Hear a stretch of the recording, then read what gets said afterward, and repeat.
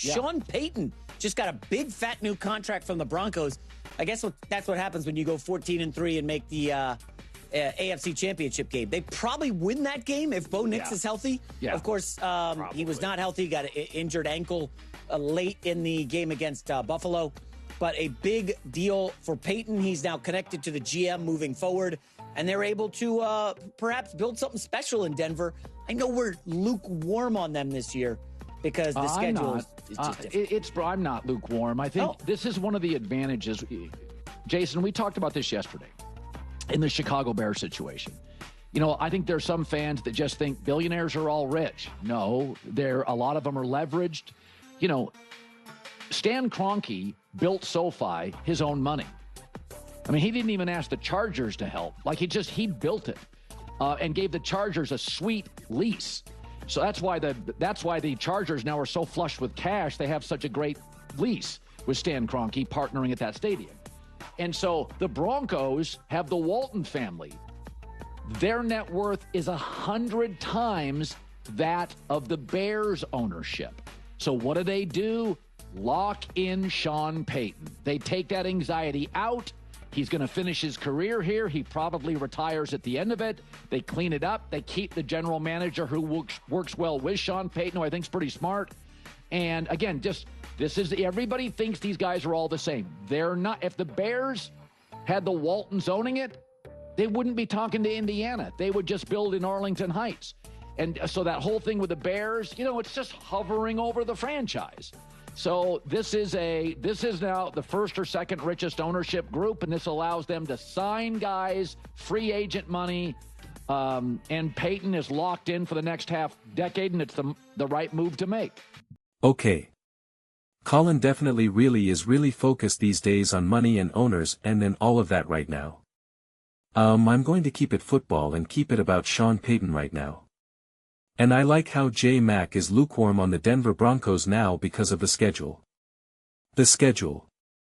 Okay. Let's jump into this. But before we do, Denver Broncos fans, please do not forget to subscribe and watch the full length of the video. When you guys do that, views go through the roof. Subscribers go through the roof. It's not about chasing views. It's not about chasing subscribers.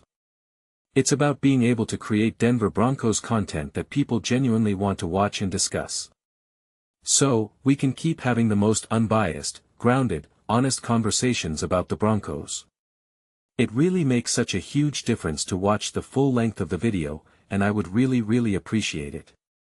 So, okay. This is great because obviously Sean Payton's not going anywhere. Sean Payton, even though he's given up play calling and all that type of stuff, even if you think he's lost his fastball, he is so crucial to this franchise. He's the one that's pulling all the strings. He's the one that's directing all the football-related moves. Okay. You're not going to do some of the things that you did, even if we just do the full calendar year, in terms of getting someone like Greenlaw and now trading for Jalen Waddle. Like all of these Hing's Sean Payton is going to be all over. Moving on from Russell Wilson, of course, getting Bo Nix, all of that type of stuff. And anytime you have problems throughout the course of this run, just being able to have Sean Payton being there to be the ultimate problem solver and troubleshooter. So, because I do know, the reason why I'm kind of opening this way is because I do know that the Broncos fan base is, speaking of being lukewarm, they're a little lukewarm on Sean Payton. I think the fan base is a little bit divided. The fan base is a little bit divided on Bo Nix and Sean Payton, to be honest. Right? Some people really like Bo, but then they have trouble with Sean. Some people really like Sean, but have trouble with Bo. It is actually a pretty fascinating experience. And this is the benefit of reading the comments, I'm a believer of both, and I've seen the pushback on both. And then I've talked about how Sean Payton even admitted some of his issues with play calling and whatnot, and not being able to be as fast as he has been in the past, and that's why now you actually have a play caller and a formal offensive coordinator that's going to have a lot more control than typically coordinators would have when you are the offensive head coach, right? So, I'm really intrigued and interested to see what that looks like, but it's still such the ultimate safety net to still have Sean Payton there. Though, right? And especially from a game management perspective, as well, and game preparation and all of that. So, I think really Sean Payton in a lot of ways, if you want to talk about some of these walk-around coaches, like he's kind of so perfectly suited for that because he is just an absolute brilliant mind. So, he is the type of person that I can fully feel comfortable with having a lot of power in the actual construction of the team itself, the actual drafting process itself, right? Who to hire, who to let go, just managing all of that, recognizing, you know what? I'm good on offense. We have enough. Let's attack defense this time around, this free agency, this off-season, etc. Whereas some of these other coaches, you don't really know that. Like Harbaugh, for instance, the Chargers, since he was bringing up the Chargers and was all about that, like he's a brilliant football mind as well in his own right, but like if you really need to build an offense, if you really need a play caller, if you really need it's just like Sean Payton is just going to be your guy way more than Harbaugh, right? He just is. Harbaugh is definitely and again, that's why they went out and got Mike McDaniel, right? Like that's a real move there. Now, again, can the Broncos elevate too from an offensive coordinating standpoint as well? For sure. And again, I love Harbaugh, so I think he's brilliant as well, but I do think there's just a somewhat different level and layer to all of that. But, in a lot of ways, there's plenty of similarities, because they're just going to understand how to build a culture, they're going to understand how to pull the strings and direct the team in which direction they need to go just from a building standpoint, right? From just being able to build the roster, build the culture, build what you need in any given moment. So, I love a move like this, because again, you're not going to move on from Sean Payton anytime soon. This franchise was really lost. Sean Payton got there and immediately was able to right the ship. And you saw his confidence and willingness just by the move of being like, we're moving on from Russell Wilson. I don't know if there was really any team that would have done that. I really don't. Especially depending on who the coach is, it's like that was a move that blew everyone away. And then again, even going out and getting Bo Nix, like make no mistake about it, like that might have been one of the most least popular picks in the draft as over the last 2-3 years, right? Like nobody was celebrating us. I was, but not a lot of people were, like they were all like this is a team that's desperate cause I remember Nick set up the whole thing. Going into that season cause they were going to play the Steelers and he's like this is such a messy situation Sean Payton thinks he's the smartest guy in the room. He kicked Russ out and for Bo Nix, right? He's desperate now and if he loses this game against Russ it's going to be awful because, that quarterback is winning and your quarterback, right? It was just like this whole situation that was mapped out and has there been a move that has aged any better when you really think about it? When you really think about it. Right? Cause what were the options for the Broncos anyway?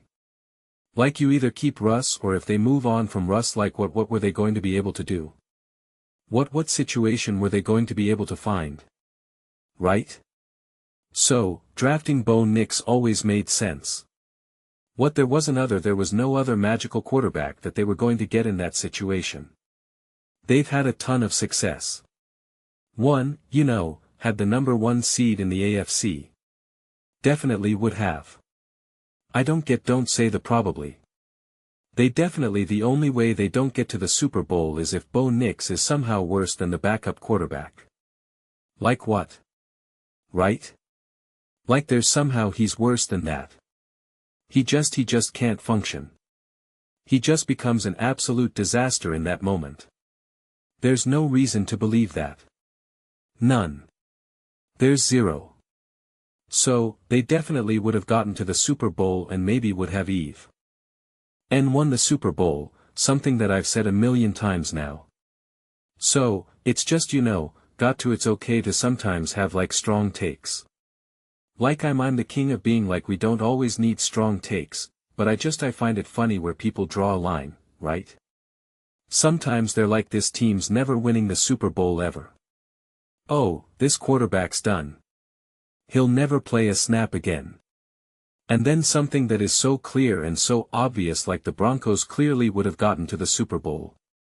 We're like well, probably would have won. There's no probably. Definitely. Say it with your chest out. But yeah, I mean I just think from a football sense this is all pretty par for the course.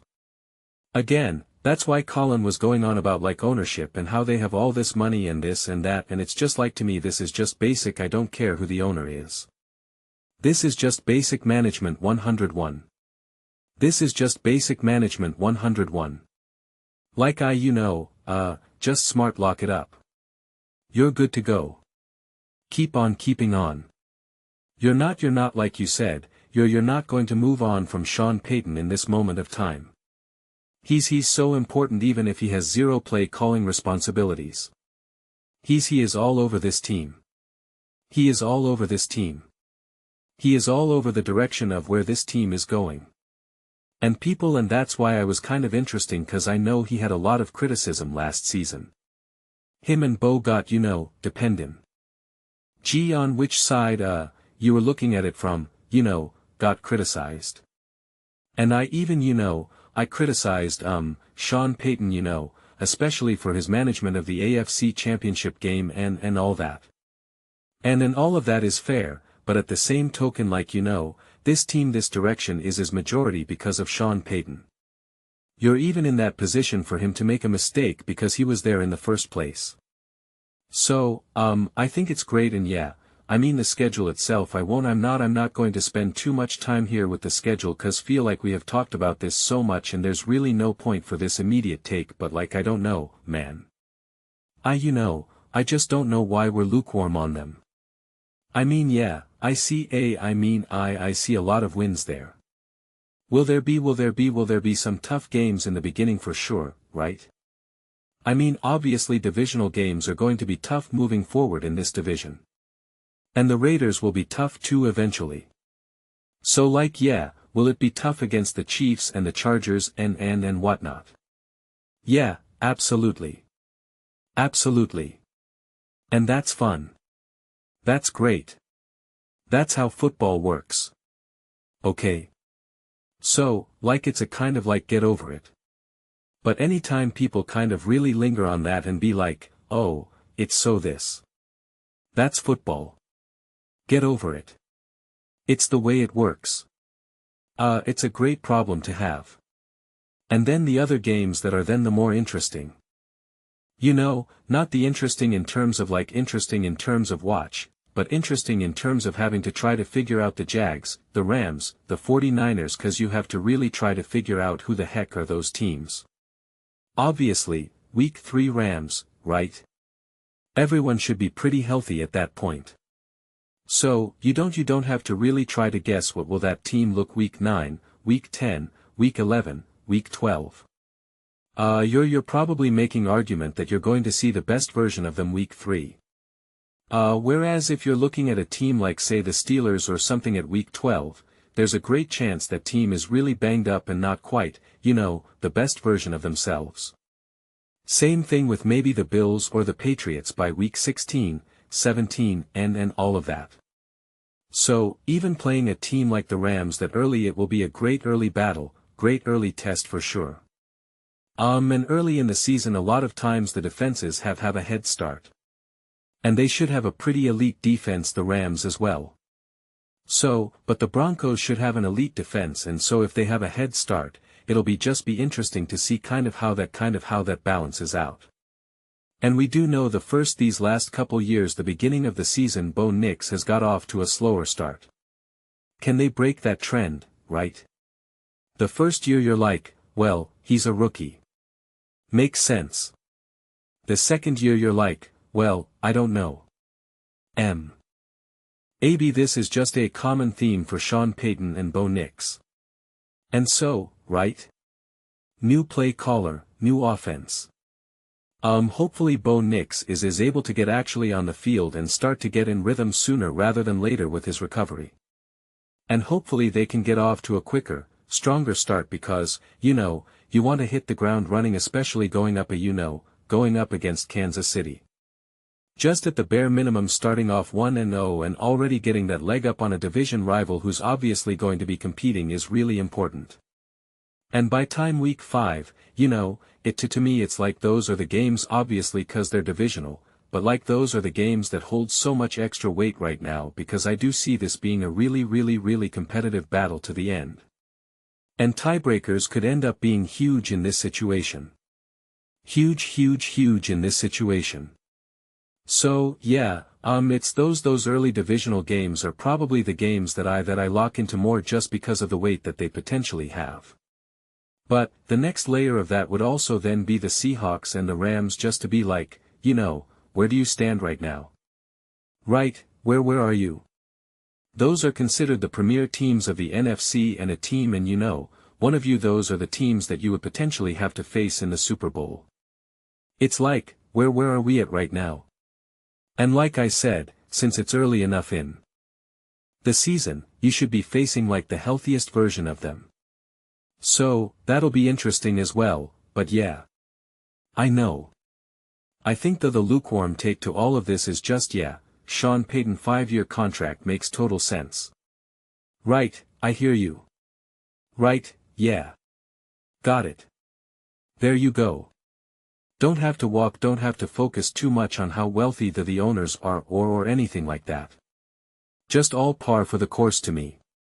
Those are just my thoughts. I'd absolutely love to hear yours. What do you guys all think about the Denver Broncos? Sean Payton 5-year contract. Are you excited about it? How do you feel about it? Are you one of those people that like Sean Payton doesn't like Sean Payton? Cause I'm telling you right now, I got a whole mixed bag in the comments all last year. That's for sure. So, definitely let me know your thoughts. I read every single comment.